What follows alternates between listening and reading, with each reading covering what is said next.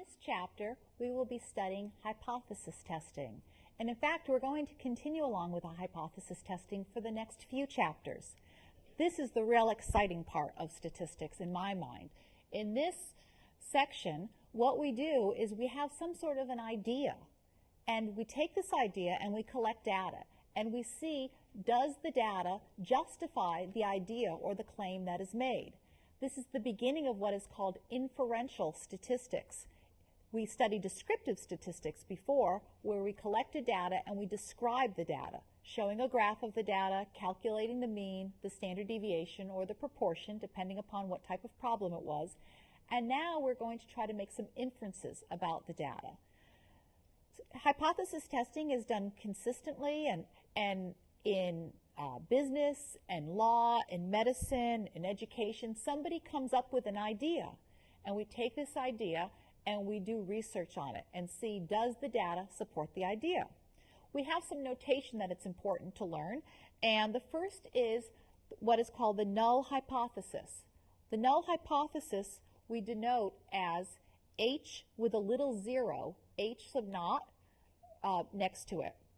The alternate hypothesis most often is known as H sub A, but sometimes some textbooks have a 1 instead of the A. Most textbooks, though, have H sub A. So we have the null hypothesis, which is what one of the claims is, and the alternate hypothesis, which is an opposite claim. Now, when we do a hypothesis test, we have several parts to it. But the first thing we have is we have to see what is our hypothesis and what are the types of decisions that we could make that could be correct, and what are the types of decisions that we make that could be wrong. So it's possible when we have a hypothesis right here that our null hypothesis could be true. By the way, we're always going to be testing the null hypothesis. What's written down in the statement could be the null or the alternate, and in a few minutes we'll get to determining how we find out which is which. But when we actually conduct our test, we always conduct our test based on the null hypothesis. It's possible that the null hypothesis could be true. And in that case, what we want to do is we want to not reject it. We want to believe the null hypothesis. If we don't reject the null, and the null is really true, then that's good. We've made a correct decision. But it could be that the null hypothesis is true, and we decide to reject the null hypothesis. In that case, we've made a mistake, and that mistake is called a type 1 error with the Roman numeral 1 here. Another possibility is that the null hypothesis is false. A statement is made and it's false, but we don't reject it. We say, okay, here's the statement. Yep, I can buy that. In that case, we've made a mistake again, and that mistake is called a type 2 error with the Roman numeral 2. The fourth possibility is that the null hypothesis is false, and we reject the null. And in that case, we've made a correct decision. A very typical type of an example is if you have a defendant in a criminal case, let's say a murder case, and the defendant comes to trial. And let's say the defendant is actually not guilty. In the American system, we believe innocent until proven guilty, and let's say the defendant actually is not guilty. Well, the defendant enters the plea of not guilty, and we don't reject that as the jury. We say, okay, we don't have enough information to prove guilty, so we do not reject the not guilty. And it turns out the defendant was not guilty. Well, that was good. That was correct. Let's say the defendant says he's not guilty, and it turns out that the defendant is telling the truth, but we reject that claim, and we say that the defendant is guilty. Well, now we've made a mistake. That's the type 1 error. If the defendant says not guilty, but that's false, he really is guilty, but we don't reject it. We say, no, we think not guilty. We've made a type 2 error. That's a mistake. But if the defendant says, I'm not guilty, and it turns out that's false, and we reject his claim, then we've made a correct decision. Now, what we want to do is make the correct decisions. We don't want to make the mistakes. But we can't always avoid making the mistakes. And so one of the ways we try to do this is to to avoid this is we collect a lot of data, and we have a lot of data before we make a decision. Now, which mistake is worse depends upon the individual situation. In this case that I was just discussing, a type 1 error is considered to be worse, convicting an innocent man of a crime. That's considered to be worse than letting a guilty person off the hook. But in other cases, a type 2 error might be considered worse. Well, one way that we can make sure we never make the type 1 error is any defendant who comes to trial, we automatically say not guilty. And then we would never make the mistake of convicting an innocent person. Of course, we would also then always make the mistake of letting a guilty person go free. And so by minimizing one down to never happening, probability of 0 of it's happening, we've made another mistake by always letting the guilty person off the hook. So we try to come up with some values so that we don't make either mistake or have a low possibility. So let me just go over what these are a little bit more. A type 1 error is when we reject the null hypothesis when the null is really true. And the probability of making a type 1 error is equal to alpha. This is the same alpha that we saw in Chapter 8 for our unconfidence. The probability of a type 1 error has the same alpha, and it's meant to be the same thing. The probability of making this mistake, the same thing with our confidence interval. If you remember, if we were 95% confident, then we were 5% not confident. Same thing here. The probability of making this error is 0.05 if it's a 95% level. The type 2 error is we do not reject the null hypothesis when the null is false. The probability of a type 2 error is beta. This is lowercase beta in the Greek alphabet. Our goal is to minimize both alpha and beta. We don't want to make either mistake, but by eliminating one possibility completely, we maximize the other one. So we want to try to minimize both of these. In symbols, when we have a null and alternate hypothesis, in symbols we have H naught and H sub A. And this is one of those cases where the always actually happens. You'll be amazed here because we're always told, or we're told, not to have an always. But in the null hypothesis, we're always going to have something that deals with the equality, either equal, less than or equal to, or greater than or equal to. That will always go in the hypothesis, the null hypothesis. In the alternate hypothesis, we would have not equal to, that's the opposite, greater than, that's the opposite of less than or equal to, or less than, that's the opposite there. And those would always be in the alternate hypotheses. Now, what we need to decide, though, is when we look at a problem, whether the null is given or whether the alternate is given. So I'm going to do some examples with you. Let's say here's the statement. The statement is that 80% of college grads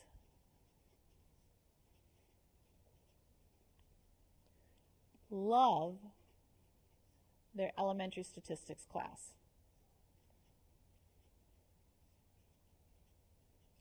So 80% of college grads love their elementary statistics class. The first thing we need to decide is, are we dealing with an average or a proportion? And the hint here is the percent. So we're dealing with an average. So now I would look at this and I would say the null hypothesis, we're not dealing with an average, we're dealing with a proportion. So, sorry about that. We would say 80% proportion. The null hypothesis deals with a proportion, which means that the alternate hypothesis is dealing with a proportion.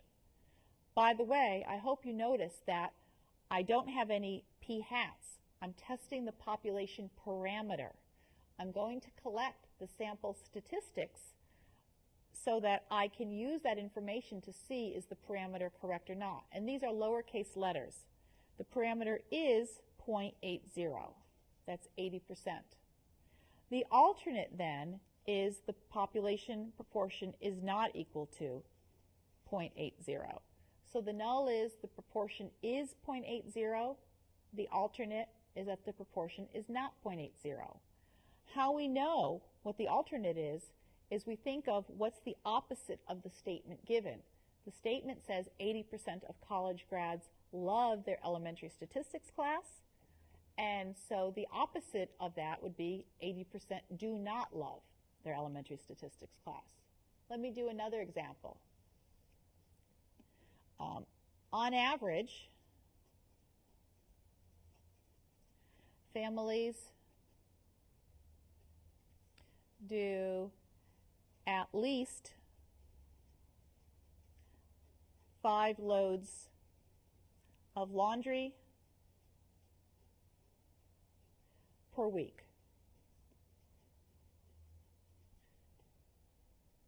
This is the statement. On average, families do at least 5 loads of laundry per week. The null hypothesis then,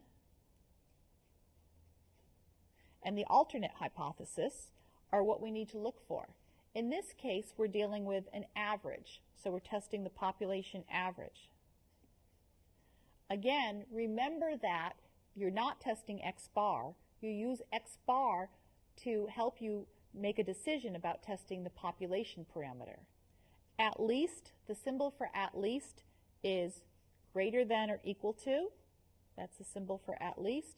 And we say to ourselves, does this have the equality part in it? And it does. So we have greater than or equal to, and the number that we're testing is 5. And the last part we have to fill in is what symbol goes here. And here we say, what's the symbol? What's the opposite of at least 5 loads of laundry per week? And that would be less than 5 loads of laundry per week. So the opposite would be the average is less than 5 loads of laundry per week. Now, once we set these up, we could we collect data and we make a decision.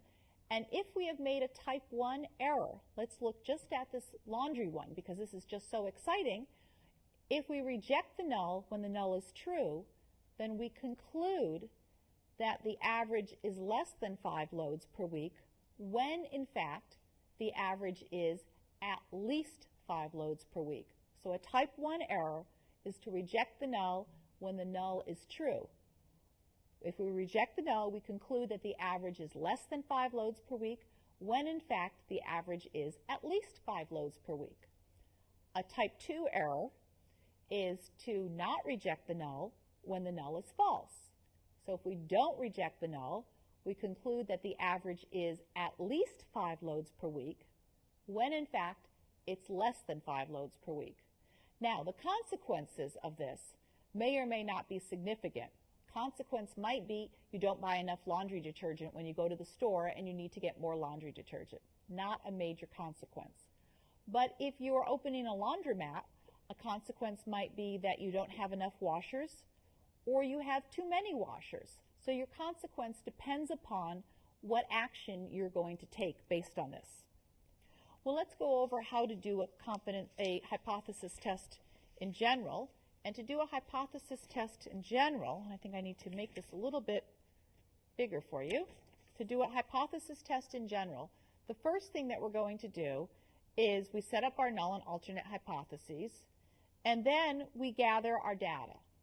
Our sample data is gathered. That's the next thing we do. Typically, the data will favor one of the hypotheses. So typically, the data will either favor the null hypothesis or the alternate hypothesis. If the data favors the null hypothesis, we do not reject the null. If the data favors the alternate, we do reject the null. Those are the decisions. So we have 2 decisions. Do not reject the null or reject the null. That's a decision.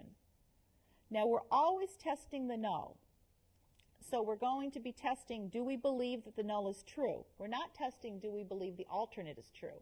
We're just saying, do we believe that the null is true based on this information?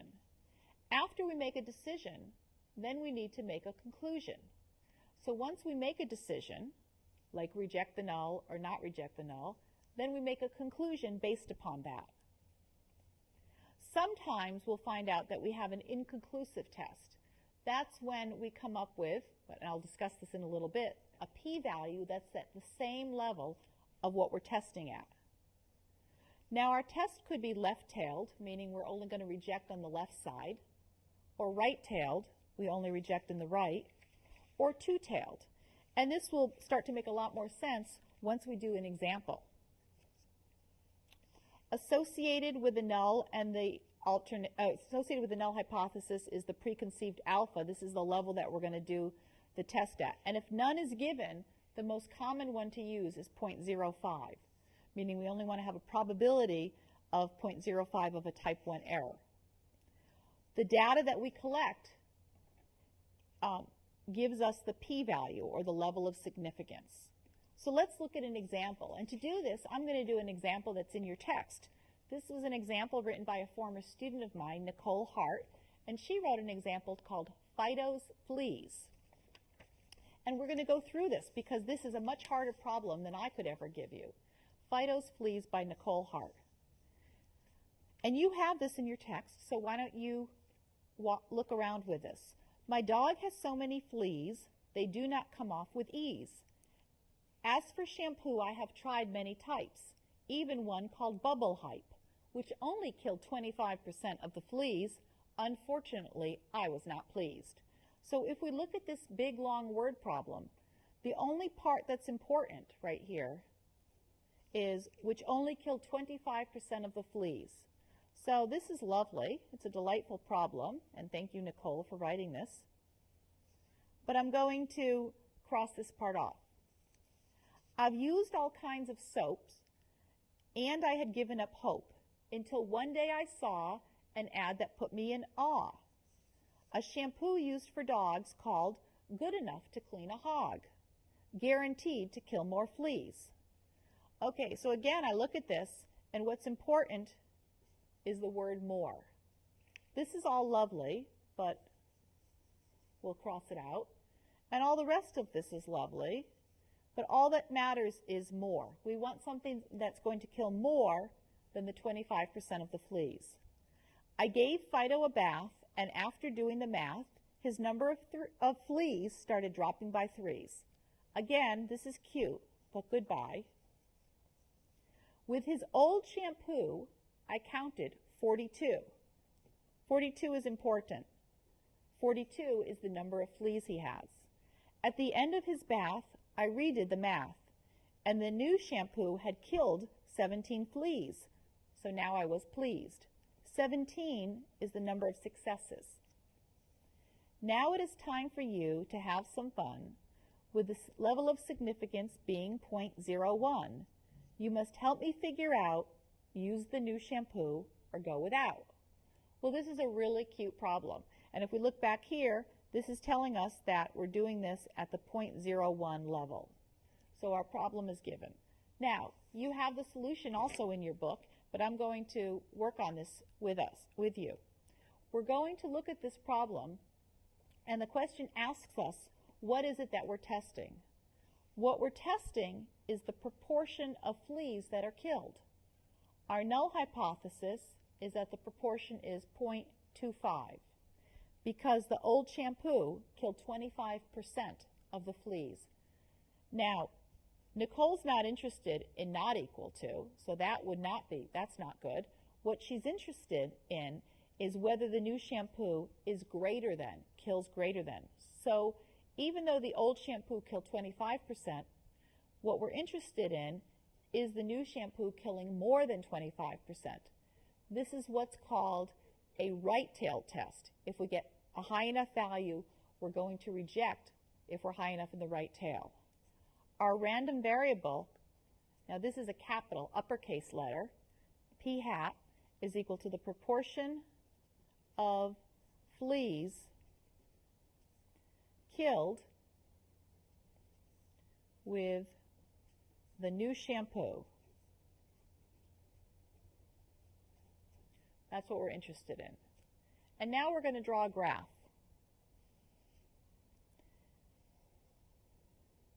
And on our graph, we're testing 0.25. That's what we're testing. This comes from the null.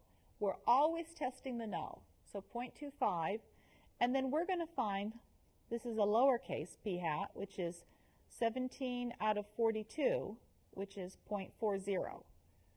And so we mark off, we're on a number line here. The number line is labeled capital. It's a shame that P is what's used here because this is uppercase, that one is uppercase, but right here we have lowercase. So this is capital P hat, and we have a number line we're going to mark off 0.4. Well, here's 0.25. 0.4 is over here. And this is our p-value. Right here is this area.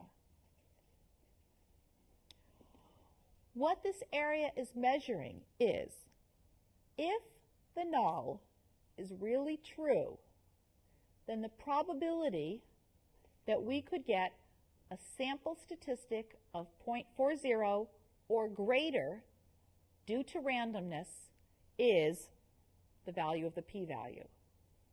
So for this problem, if the proportion is really 0.25, then just from randomness, we could get p hat of 0.40 or greater. That probability is the value of the p-value. So what we need to do is we need to come up with our test statistic. Our test statistic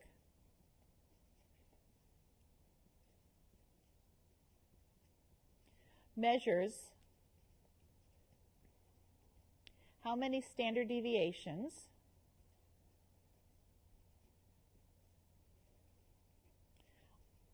above or below the hypothesized value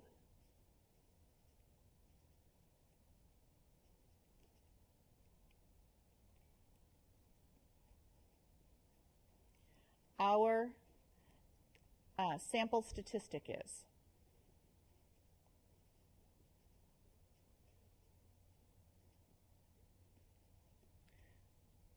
So in other words, what we're measuring is how many standard deviations above 0.25 the value 0.40 is. Or you could say we're finding the z-score in this case. At 0.25, we're 0 standard deviations above or below. At 0.4, in order to find this, we could do it by hand, and the instructions and the theory for doing it by hand are in your textbook. But we also know that what we're finding here is our z-score would be 0.40 minus 0.25. This gives us the actual difference, divided by 0.25 p, this is p. Q would be 0.75, 1 minus p, divided by however many fleas we're surveying, which would be 0.42. Now, what I want you to notice is that we're assuming that the null is correct unless we can show otherwise. We would get our z-score, which is our test statistic, and that's what the value right here would be, and then the p-value would be the area right there. So let's do that now. We're going to come up here, and we'll go into doing our tests, and we're going to do a 1 proportion z-test, which is the 5th one down. And we're testing at 0.25. We had 17 successes out of 42 fleas. And we're now testing a right-tailed test. So we're going to go over to the right-tailed. And I'm going to do this twice. Once by doing it with the calculating. And we find that we're testing is the proportion greater than 0.25 in the alternate. Our test statistic is 2.3163. So that's 2.3163. 2.3163 tells me that 0.40 is 2.3163 standard deviations above 0.25. The p-value is 0.0103.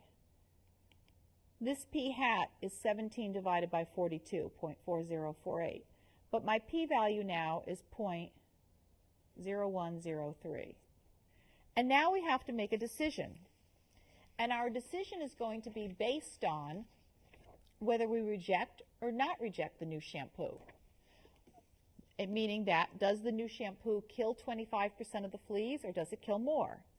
So we came up with a p-value equal to 0.0103. And what we do is we compare our p-value to the preconceived alpha, the level of significance. If the p-value is greater than alpha, then our decision is do not reject the null.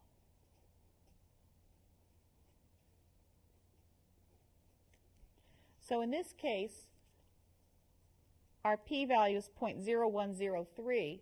We only want to reject when we have an area at most 0.01, which would be right around here.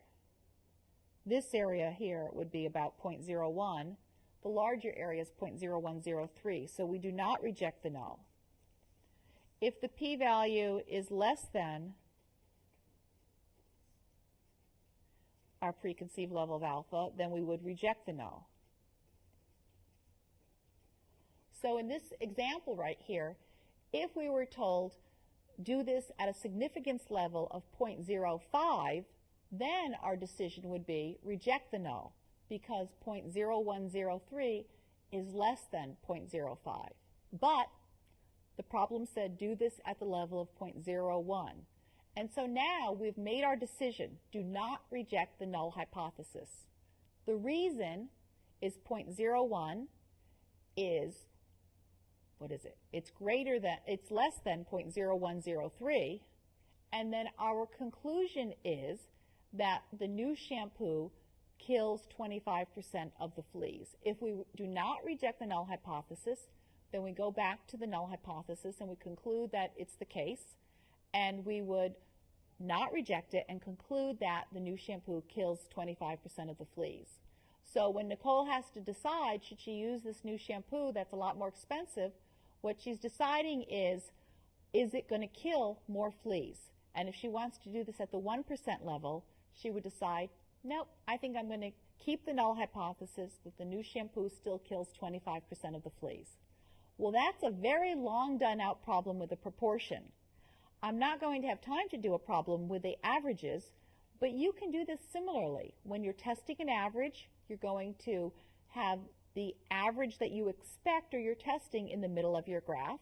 You're going to calculate your test statistic, and based on the test statistic, you decide, do I reject or do I not reject the problem that we're testing? Now, in the textbook, you have many problems that were written by former students, such as this one that I just did. These are great creative problems, and they're more like what happens in the real world of testing a big problem where you're just faced with a situation. We're going to continue on with hypothesis testing in the next segment, Chapter 10, but in there we're going to be making it a little bit more elaborate. So study this part first. Bye-bye.